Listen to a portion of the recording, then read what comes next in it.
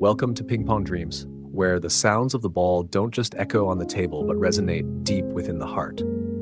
Today is a very special day. No medals will be awarded, no matches will be played. And yet, this might be our most important episode, because we won't talk about victories, but about the dreams behind the spotlight. About the people who stepped onto the court not just to play, but to survive. We've journeyed together through 15 episodes, from legends like Waldner, Ma Long, and Zhang Jike, to quiet warriors like Liu Shiwen, Guo Yu, and Sun Yingsha. Each story is a fragment of a larger dream, the dream of overcoming oneself. And today, let's take a moment to look back, not to dwell in nostalgia, but to understand. Have you ever imagined what it feels like to stand under stadium lights facing millions of eyes and quietly ask yourself, am I really good enough? Ma Long has. When he was cut from the 2012 Olympics, he didn't cry. He didn't rebel. He just trained, silently, alone, for years. And then 4 years later, he returned like a dragon awakened. Zhang Jike, the name that stunned all of China when he completed a Grand Slam in just 445 days. But few remember he was once rebellious, on the verge of being expelled from the system. He had to win, because if he didn't, no one would have kept him. And Ding Ning, her legs wrapped in white tape during the Olympic final. Not for style, but for pain. And yet, she gritted her teeth and kept playing. Because sometimes, winning isn't about beating the opponent, but about conquering your own body. Behind every moment of glory are thousands of collapses. But not everyone who falls gets mentioned. Xu Xin, the artist of penhold, whose shots made spectators gasp with beauty. Yet every Olympics, others were chosen. He smiled, then bowed, again and again until fans cried out, why is he always the one sacrificed? Liu Shiwen, world number one. Yet at Tokyo 2020, she wasn't selected for singles. She played doubles and lost. No medals, just a heavy silence in her eyes as she walked away. Guo Yu, once a genius, but her fierce personality didn't fit the system. She left quietly. No farewell. Not a single article acknowledged her departure. Some dreams are never allowed to fully bloom. They blossom halfway, then wither. Do you remember Ai Fukuhara? Japan's national darling, born to hold a paddle. But because of that, she never truly lived as a child. She learned to smile even when tears ran down her cheeks. She played like the entire nation was counting on every forehand. And Harimoto, the prodigy. Early success, overwhelming pressure, swarmed by media, abandoned by fans when his form dropped. Inside him is a loneliness no glory could fill. Sun Yingsha once left out of major matches, then quietly returned. No complaints. She didn't need to be praised. She just needed to keep dreaming. Not everyone gets a chance to rise after falling. Some never return, not because they lacked talent, but because fate didn't smile on them. Someone once said, I don't know who I am without a paddle, because they started playing at age 4, left home at 10, left their family at 15, retired at 20, and by 25, they no longer knew where they belonged. And yet some, even after achieving everything, still choose to stay on the court. Timo Boll, the ageless man. Every serve is a symphony. He knows he's no longer the fastest, but his eyes still burn with an unwavering love for the game. Ma Long, with more titles than anyone could dream of. And yet he doesn't retire, because for him, table tennis isn't about fame, it's about being alive. And beyond the powerhouses of China and Japan, there are dreamers from unexpected places.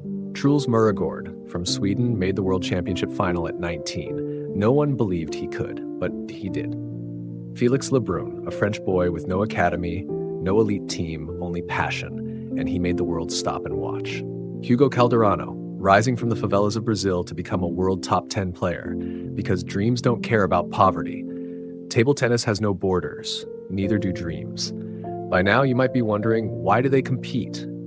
Maybe for their country, maybe for fame, but above all because they can't not play. They were born to live on the court, to stand alone before millions, to fail and still walk forward. No one teaches you how to dream, but they've shown us this. Dreaming is the most inhuman thing of all. No medals needed, no victories. As long as you don't give up, you're already the champion of your own story.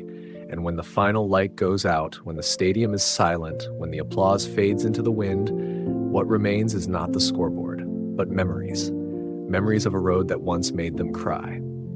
That once made them ask, why did I choose this path? but also the memories that taught them how to rise after each fall, how to forgive themselves, how to relearn the words, keep going.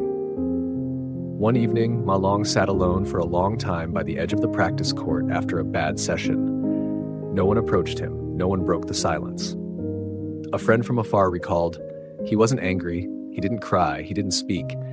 He just sat there, staring at the table, like he was asking it, do I still have it in me? And you know what? He got back up. He kept playing, not for titles, but because he couldn't live without a paddle. As a kid, did you ever play table tennis? Using flip-flops as a net, your school desk as a table, a book as a paddle? Did you ever dream, even foolishly, of standing on a medal podium? Maybe you never got there.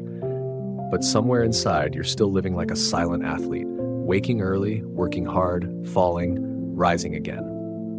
We don't need stadium lights to prove we're worthy, because it's in the unseen days that we train for the most important match, the one to become the best version of ourselves. Table tennis, at its core, is a game of timing and distance. You might lose a point, you might fall in a set, but you'll always have the next match to begin again. Life is the same. Maybe today you're tired, you doubt yourself, you feel the world turning away. But believe, just as those athletes believed, that every fall is one step closer to the finish line. We tell stories of Zhang Jike, Waldner, Shiwen, Yingsha, Ding Ning, Timo, Boll, not because they're the greatest, but because they dared to dream the most, endured the most pain, and got back up the most. Dreams aren't found on podiums. They're in the eyes of someone who just lost, but still looks forward. They're in the applause for second place. They're in that final bow of an aging athlete, when no one stands to send him off, except the dream itself. But not only the stars have dreams. Behind them is a world of silent, unseen fighters. Have you ever heard the names that never made it to the spotlight? The players who trained with national teams but never made the roster? The ones chosen to be sparring partners, there to help others shine while they themselves fade? A 16-year-old boy in China once said, I know I'm not as good as them, but I still train every day, not to beat anyone, but to not be left behind. In Germany, some local clubs still open every Saturday night. No sponsors, no audience. Just a few middle-aged men sweating, smiling, and hitting plastic balls under aging yellow lights. That is pure love. No rankings, no live streams, no prize money. And they tell of a young girl who used to practice quietly in the bathroom so she wouldn't disturb her neighbors. Every time the ball hit tile, she flinched, afraid someone would hear. But she never stopped, because that was her dream. Small, quiet, invisible, but real. And some dreamed once and had to stop. A wrist injury, a family crisis, one failed final trial. They left the sport, but not the dream. They became coaches in village schools, ball pickers at youth tournaments, fathers and mothers who once lived through the ball, now reliving it through their children's eyes. The dream of table tennis doesn't belong only to champions. It belongs to anyone who ever loved that sound, tock, tock, tock, echoing in silence. A boy in Brazil once asked, Coach, can I become a player if I don't have a good racket? The coach smiled and handed him a broken, taped paddle. If your heart is good, any paddle can become great. A girl in Thailand once competed with torn shoes.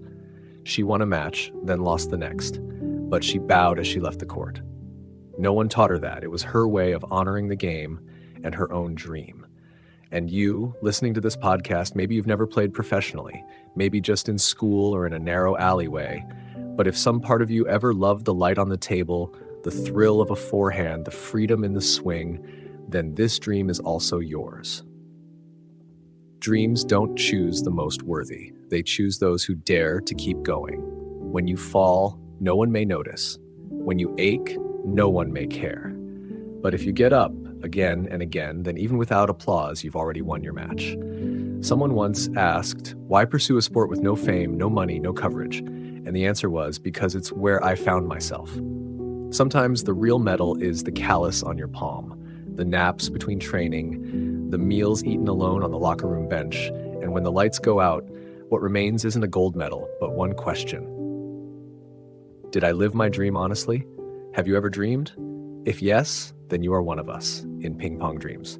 Don't let anyone take that from you.